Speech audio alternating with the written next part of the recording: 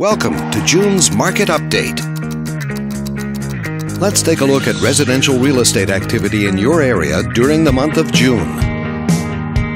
The number of active listings was down 12% from 1 year earlier and down 14% from the previous month. This smaller inventory means that buyers who waited to buy may have had a smaller selection to choose from. As you can see, the median listing price for the month was just over $110,000. Compared to last year, the average number of days that units spent on the market before being sold was down 27%. This lower number of days may signal a positive trend in the local inventory turnover rate. The median sale price was just over $80,000. The number of units sold increased 3% year over year and increased 9% month over month.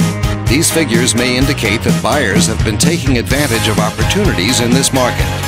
Thanks for watching. We hope you use this information to make smart, informed decisions in your upcoming real estate transactions. Feel free to contact us for more information or further assistance.